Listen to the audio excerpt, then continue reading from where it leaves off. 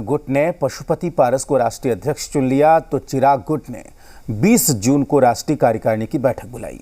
दोनों गुट अपने अपने कदम को पार्टी संविधान के मुताबिक बता रहे हैं। चिराग पासवान ने लोकसभा स्पीकर को चिट्ठी लिखी है और पशुपति पारस को अध्यक्ष बनाने की प्रक्रिया को संविधान के खिलाफ बताया। चिराग पासवान ने जेडीयू पर पार्टी को तोड़ने का आरोप लगाया है। उधर एलजेपी की लड़ाई को लेकर बिहार की सियासत में हलचल तेज हो गई है। इसे लेकर खूब बयानबाजी भी हो रही है, लेकिन बीजेपी इस मसले को लेकर मौन है। बीजेपी की तरफ से कोई भी बयान सामने नहीं आ रहा।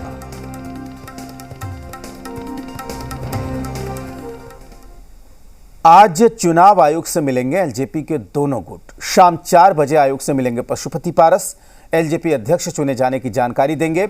शाम 5 बजे चुनाव आयोग से चिराग गुट की मुलाकात होनी है।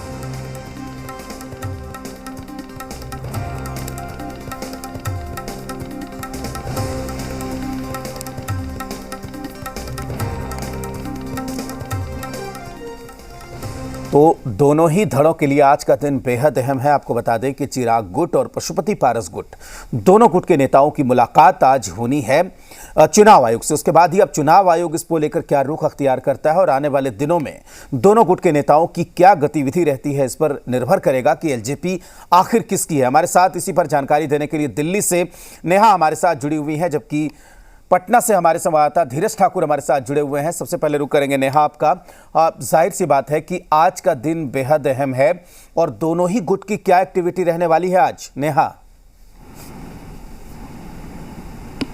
देखिए, दोनों ही गुट एक तरफ से अपने समर्थन का प्रदर्शन अब करने में लग गए हैं। एक तरफ संडे को चिराग खेमे की तरफ से भी कार्यकारिणी बैठक दोबारा बुलाई गई है। हालांकि उन्होंने दावा किया था कि वो पहले भी लोगों से बुला के और समर्थन वो ले चुके हैं, लेकिन दोबारा कार्यकारिणी बैठक बुलाई गई है इसलिए क्योंकि मीडिया से वो रूबरू कराएंगे कार्यकारिणी सदस्यों का।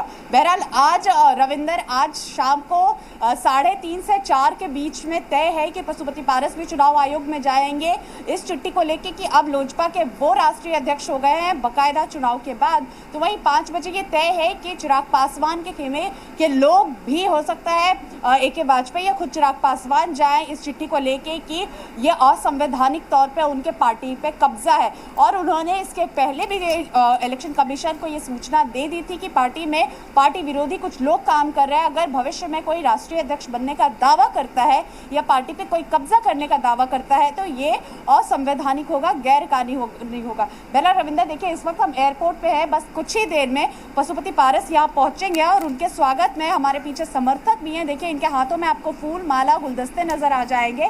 इसका साफ मतलब है कि समय तय है, तारीख तय है। अब ये देखना है कि मामला इलेक्शन कमीशन और चुनाव आयोग में जाता है तो फैसला क्या होगा। रविंदर, मैं थोड़े समर्थकों से भी आपकी बात कराऊंगी क्योंकि ये लोग भी राजेश जी, देखिए मैं यहाँ समर्थकों से भी बात कराऊंगी कि ये लोग काफी देर से खड़े। कहाँ से आप आए हैं?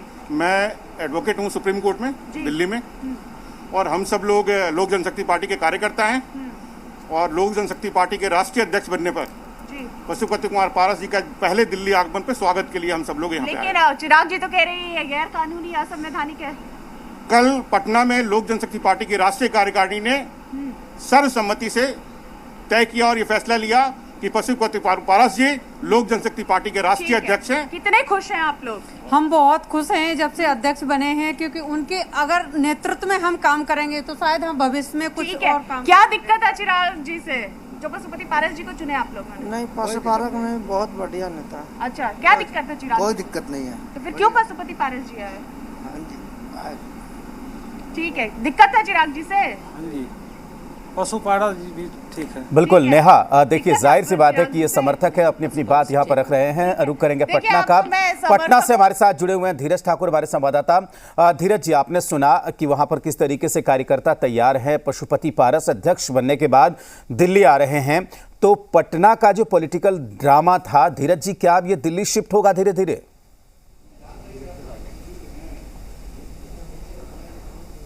बिल्कुल, अब पटना का कल राष्ट्रीय कार्यकारिणी की बैठक हुई थी लोजपा की, जिसमें पशुपति नाथ पारस को राष्ट्रीय अध्यक्ष चुन लिया गया है। लेकिन उनका दावा कितना पुख्ता है और उनके दावे पर चुनाव आयोग क्या निर्णय लेती है ये तो चुनाव आयोग जब जाएंगे पशुपतिनाथ पारस उसके बाद पता चल पाएगा। हालांकि चिराग गुट के लोगों को भी चुनाव आयोग जाने की खबर है, वो लोग भी चुनाव आयोग जाएंगे और अपनी दलीलें देंगे। चिराग पासवान ये कह रहे हैं कि अपने जो हम लीगल रूप से सही हैं इस मामले को लेकर के, लेकिन इन सब बातों के बीच ये एक ज़रूर है कि बीजेपी ने कहीं न कहीं चुप्पी साध रखी है। और पहला दिन आपने देखा होगा कि बीजेपी कुछ ज़रूर उनके तरफ से बयान आए थे, लेकिन उसके बाद बयान आने बंद हो गए। मैं सिर्फ इतना कह सकता हूं कि आने वाले दिन में बिहार की राजनीति और दिलचस्प होने जा रही है।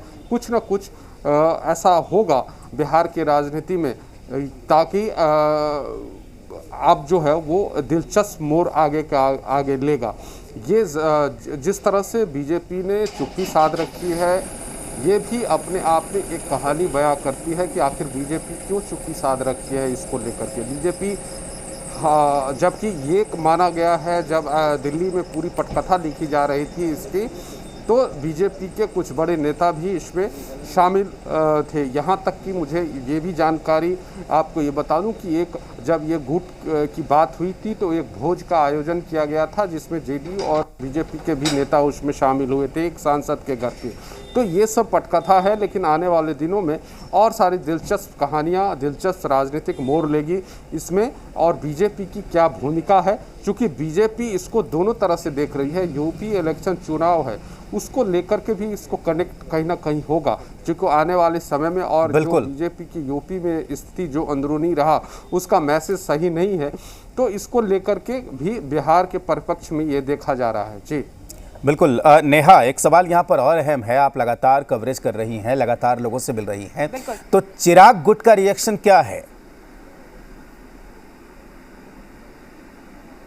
देखिए, चिराग खेमे में अभी पूरे तरीके से तैयारी हो रही है और सबसे ज़्यादा बड़ी बात, अगर इम्पोर्टेंट बात ये है राजेश, कि लीगली दोनों ही खेमे में बहुत पुरजोर तरीके से तैयारी है। देखिए, आज जो प्रेस कॉन्फ्रेंस चिराग खेमा ने किया था उसमें भी एलजेपी पार्टी के संविधान का जिक्र किया जा रहा है। यहाँ तक कि पत्रकारों को संविधान की कॉपी भी दी जा रही कि पत्रकार भी पढ़े और सही तरीके से उसको पेश किया जाए। अब इसमें कश्मकश यही है राजेश की दोनों ही गुट दावा कर रहे हैं कि वो संवैधानिक तौर पर राष्ट्रीय अध्यक्ष हैं, चाहे पारस खेमा हो चाहे चिराग हो, दोनों का ही कहना है कि संवैधानिक तौर पे वो राष्ट्रीय अध्यक्ष है। एक तरफ का कहना है कि वो चुनाव के माध्यम से बने, दूसरे तरफ का कहना है कि राष्ट्रीय अध्यक्ष के पास पावर होता है। जब तक उनके संज्ञान में ये बात नहीं डाली गई है कि चुनाव कराया जाएगा या कार्यकारिणी बैठक जो है वो सिर्फ राष्ट्रीय अध्यक्ष बुला सकते हैं, या राष्ट्रीय अध्यक्ष को हटाने के भी जो स्ट्रिक्ट डिसिप्लिन और लॉ है उसको यहाँ पे फॉलो नहीं किया गया है। तो अब जो दोनों तरफ की तैयारी है वो लीगली बहुत ज़्यादा स्ट्रॉन्ग तरीके से एक दूसरे को प्रिपेयर कर रहे हैं। हालांकि दोनों ही खेमे के कार्यकर्ताओं में उत्साह है। एक तरफ जहाँ पारस जी के खेमे में जो लोग हैं उनके साथ जुड़े हुए, उनका भी मानना है कि नेतृत्व तो सही दिशा में गई है।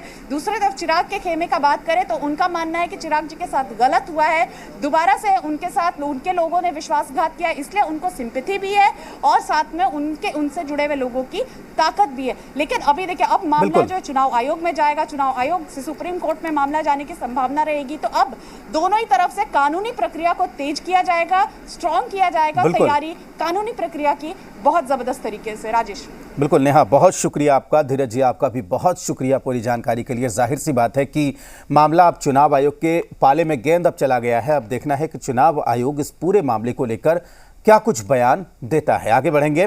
धान खरीद के मुद्दे पर झारखंड बीजेपी ने प्रदेश भर में सरकार के खिलाफ मोर्चा खोल दिया है।